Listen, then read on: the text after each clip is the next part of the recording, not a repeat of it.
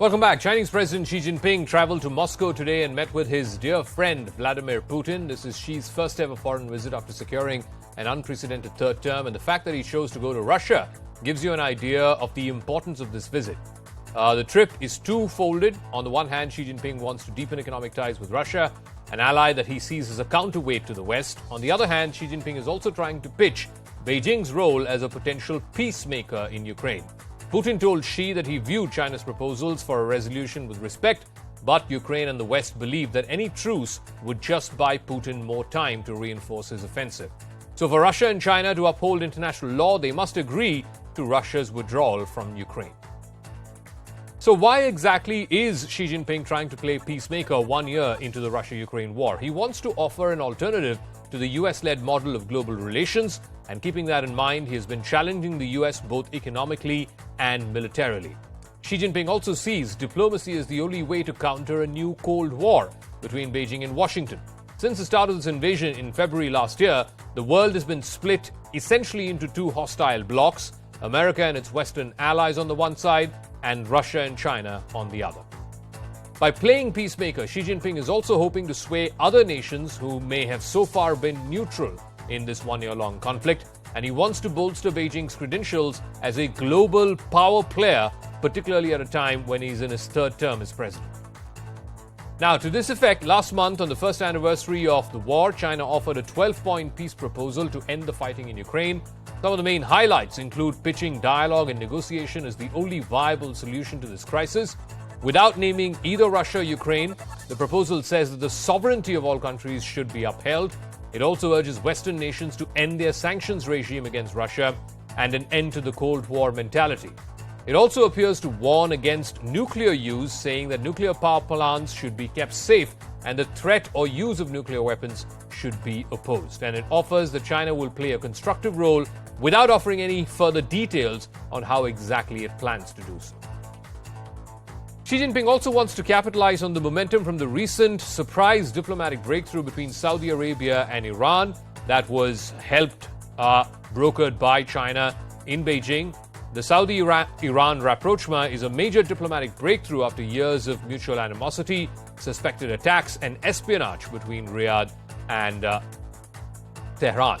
It's the first time that Beijing has intervened so directly in the political rivalries in the Middle East. That's an area for the past few decades that was largely occupied by Washington. The peace deal made the world sit up and take note of China's diplomatic and economic heft.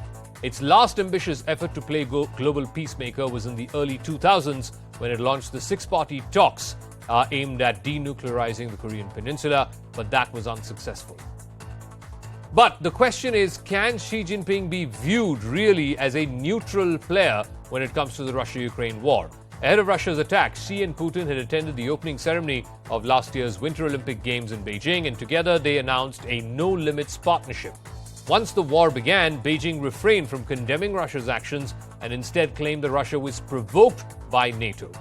Xi has spoken regularly with Putin, not once to his Ukrainian counterpart Vladimir Zelensky. In 2022, China's import of Russian commodities jumped while trade with Ukraine withered. Russia and Chinese forces have also held joint drills since the invasion, most recently with the South African Navy in a shipping lane off the coast of South Africa. Which is perhaps why Ukraine's response to China's offer, the 12-point peace plan, has been rather lukewarm. Neither Russia nor Ukraine view now as the right time to start negotiations because both sides believe that an upper hand on the battlefield will give them an edge in the talks later. Russia says it shares Beijing's views of the conflict but doesn't see hope of cessation of hostilities at this stage. Ukraine also wants some concrete steps towards the withdrawal of Russian troops. US and European officials are watching to see whether Xi Jinping will add fuel to the full-scale war that Putin began more than a year ago. US officials have been claiming that China is considering giving weapons to Russia for use in Ukraine. So let me go across to our guests who are joining us. Dr. Andrew K.P. Leung is an independent China strategist. Tatiana Kukreva is a Russian journalist from Moscow. Lada Rozlitsky is a security analyst from Kiev. And Edward P. Joseph is a senior fellow at SAIS Foreign Policy Institute from Washington. Dr. Lada Rozlitsky, let me start with you first, because ultimately I think if the Chinese peace plan has to go anywhere, both parties, Russia and Ukraine, have to agree. But the ball seems to be more in Ukraine's court because if the conflict were to freeze as it stands today to implement this peace plan, then Ukraine will have to give up on some territory. Would that be acceptable? Absolutely not. And China's peace plan does not call or suggest that Ukraine give up its territory. In fact, there are very interesting calls for peace that are shared by Ukraine's peace plan and China's peace plan, as well as the recent United Nations General Assembly resolution calling for peace. So while we're seeing this movement calling for peace, one very, very serious topic needs to be addressed, and that is how the parties understand sovereignty on the international legal level. No, so in this case, Ukraine's argument is its territorial integrity, its sovereignty was breached by Putin's actions starting 24th of February last year. If both sides were to, end the hostilities as things stand today, that would mean that Ukraine will have to give up on some of the territory it had prior to 24th of February last year. No, that's incorrect, because we do live in an international global structure where sovereignty and territorial integrity are enshrined in the United Nations Yes. Charter. So nobody is forced to give up any territory. What we do need to see is a further appointment of international justice and support thereby by China. And we understand that it's very difficult for China to also say what is sovereignty, because it does have certain territorial claims that would also violate the UN Charter. So sovereignty is the first element in these calls for peace that really needs to be identified in unequivocal fashion, so that there would be no room for interpretation of what sovereignty means on the international level. Right. Let me ask Tatiana Kukreva, ma'am, with your permission, let me ask Tatiana Kukreva. It was Putin who launched this aggression. This special military operation was launched by Vladimir Putin. As the US officials and European officials keep saying, this war can end tomorrow if Mr. Putin so chooses. If he stops the hostilities tomorrow, he says, I'm done, this war will end. Good evening to you too. Well, look, I mean, they are saying things, but they're doing the things that are completely opposite to what they're saying. It's a very comfortable position for the US to put the blame on Russia that essentially falls in line with the strategy of ignoring the conflict that did take place before February 2022, that we, unfortunately, here in Russia were forced to observe just across the border, that the Kiev regime was killing people. They called it an anti-terrorist operation, and it was a very comfortable position back then as well. We were all saying that, look, we had a Minsk agreements, but nobody enforced them on the sides that were supposed to ensure that this conflict was actually at a standstill, that it was not progressing.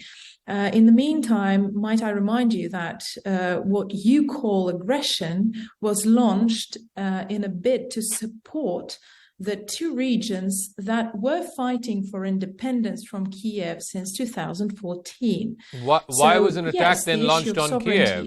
You could have attacked those two regions. Russia has accepted both those regions. Tatiana, why was there an attack on Kiev? Its territory. Why was there an attack on major cities across Ukraine if all you wanted were those two regions in the Donbass? Well, as you rightfully mentioned, so I am a journalist, so it's not, it wouldn't be correct to address me as the whole country and especially as the government of our country. But in the meantime, look, it's not about what Russia wanted, it's about the people who were being killed in those regions, the people who asked for help to protect them from the regime that was killing them. Okay. But no, I can't imagine that anybody from Kiev asked for help or anybody from Kharkiv did. But anyway, be that as it may, I want to go back to Andrew Liang. Andrew Liang, I think the moot point is this. Yes, China is on a high because of the Saudi Arabia-Iran deal, and China helped broker that. But solving the Russia-Ukraine conflict would be infinitely harder, not least because there is an active war going on between both parties. But why should Ukraine trust China? I mean, why should the West trust China. The West is happy to keep arming Ukraine as long as they can continue to fight, because for them, this is an existential crisis, this is an existential threat. And as long as that pipeline of military aid and weapons continues to pour into Ukraine, Ukraine will continue to fight. So why should Ukraine trust China to be an honest arbiter here? Sorry, is that a question for me? Yeah, that's to you, Andrew Liang. Yes. Okay, thank you very much indeed. I mean, you should address me because I didn't know. I think that first of all, China does not want a war in Ukraine because China's strength is not the military. China's strength is its trade, international trade, as well as its connectivity. It's the heart of the supply and value chain. And both trade and this supply and value chain have been totally disrupted by this war. So China doesn't want a war. Secondly, China respects and upholds the principle of territorial integrity because that's the principle that underlines their sovereignty over Taiwan, over Hong Kong, and various other stuff. So China upholds the principle of territorial integrity. So what is the definition of territorial integrity for Ukraine? Would that include all the areas that Putin has taken in the last 1 year? I'll try to address it if you allow me. The China's 12-point plan, the first point is about territorial integrity. But on the other hand, China does raise the question of, if you want to solve a problem, you can't just look at one side of the picture. You just can't impose your will on your neighbor because your neighbor have a different way of dealing with things. Your neighbor have a different way of raising their family. And why should you make your neighbor your enemy? And why should you impose your will on your neighbor? No, let me ask you a very simple question, Mr. Liang. Since Ukraine became an independent country, give me 10 seconds. Since Ukraine became an independent country in the early 1990s, all of these areas which are currently under Russian occupation were Ukrainian territory. Does that constitute a breach of territorial integrity to you and to the Chinese government? I think that China does. That's why China put in territorial integrity the number one in its 12-point peace plan. China doesn't want to support the war. China wants peace. Okay. And that's why China is trying to broker the peace. But then in brokering the peace, you just can't just impose one side of the story on the other side. It's a matter of discussion. And so let me ask Edward Joseph that necessarily, I mean, if you look at how all wars have ended, from the world wars to Vietnam, it has always involved some amount of give and take. In this case, what is the off-ramp that Putin is being offered by the West or by Ukraine? There is a very clear off-ramp: stop the aggression. And not all wars end in a negotiation. Sometimes they end in a defeat. A side has to understand that continuing to escalate, continuing to mount aggression against your neighbor will not succeed. That's what Vladimir Putin has to understand, and that's what China could help convey. But unfortunately, China does the opposite. This 3-day visit is only encouraging Vladimir Putin to wage war. And it's a war that actually, contrary to what the previous speaker says, benefits China. Yes, it benefits China. Why? Because China sees the United States as its main competitor. And China likes the fact that the United States is providing munitions and weapons, actually drawing down its stocks to help Ukraine defend. That's the key word: defend its sovereignty and territorial integrity, which China says is the most important principle of all, but refuses to respect. That's right. China refuses to respect, contrary to these nice words, refuses to respect this blatant violation. But Mr. Joseph, sorry for the interruption, but this is no longer a Russia versus Ukraine war. This is a NATO versus Russia war. Ukraine happens to be the battlefield where this war is playing itself out.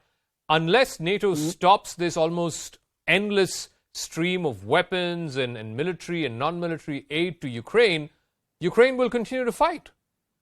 Unfortunately, permit me to respectfully disagree with that characterization. This is actually the world's fight. It's not NATO. First of all, NATO as an institution does not provide even one weapon. These are individual sovereign states that are providing Ukraine weapons to defend itself. And they go beyond just NATO members. There are plenty in this coalition that are helping Ukraine defend itself. But let's get to the real point here. The real point is that you have this, the way this looks to a viewer is, well, gee, there's Russia and China over here, and then there's Ukraine and the US and its supporters and the supporters of Ukraine over here. But that's false, because 1 year ago, beginning, and it's only the first, in the global institution, the United Nations General Assembly, that's the global, all countries, large and small, whether NATO or non-member, global South members, all came together 1 year ago. And it was only the first of one resolution, but March 3rd, 2022, unequivocally by a vote of 141 to 5. That's right, only 5 countries, and that includes Russia, on Russia's side. But Mr. Joseph, again, unequivocally, I think there is one Russia's factor. the aggressor There's and one should factor withdraw. that Please. needs to be added to those votes, and that is a large number of countries, including China, India, in those votes abstained. They didn't want to take a position on this. So I think you're omitting that. But be that as it may, I want to go back to our Russian and Ukrainian guests. I want to go back to Dr. Lada Ruslicki. Again, the question that's being asked is, how long can Ukraine continue to fight, and what realistic chance does Ukraine have of getting back those territories in the Donbass? I mean, Putin was in Mariupol just yesterday. Does Ukraine, at this stage of this war, realistically believe that it can take back all of those areas in the Donbass that are currently under Russian occupation? Well, in accordance with international law, that would be the just and appropriate way to end this war. And it's very important to call attention to China's participation by proxy to the Budapest Memorandum, which guaranteed Ukraine's sovereignty and territorial integrity.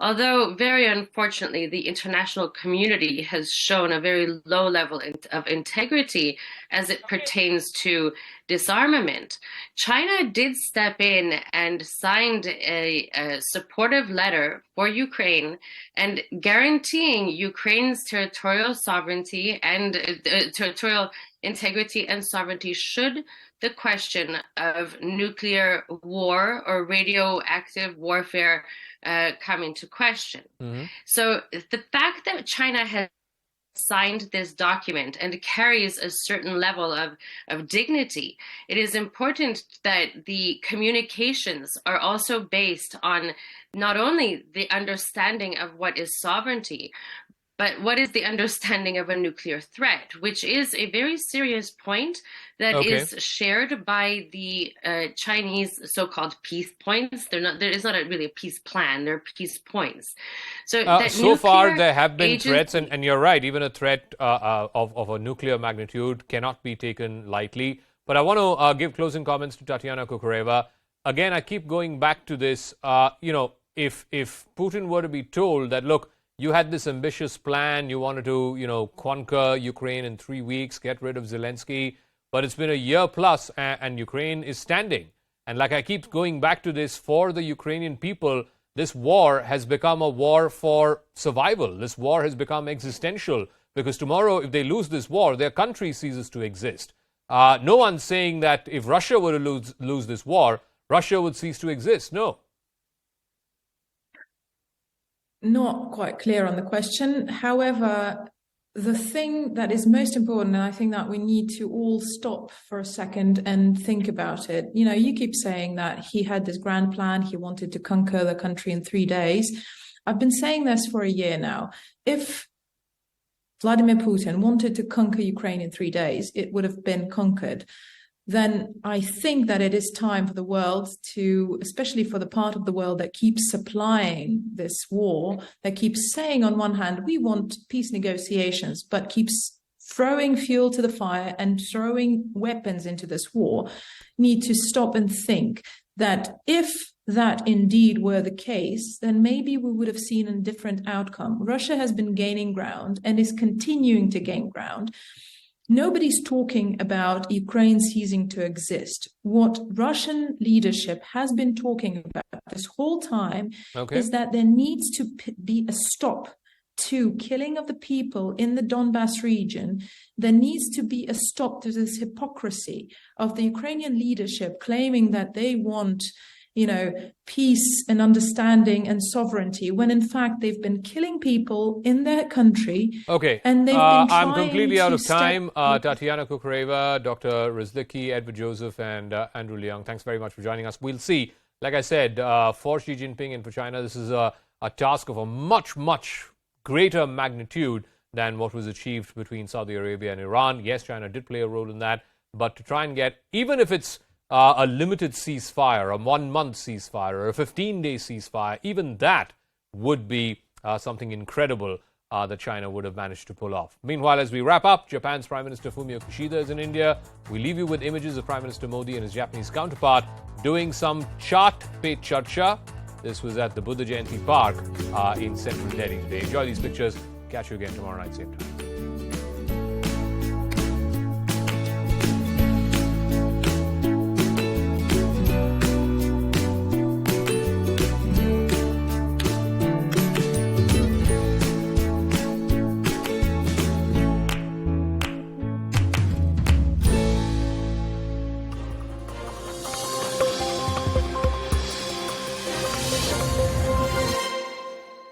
In Assam.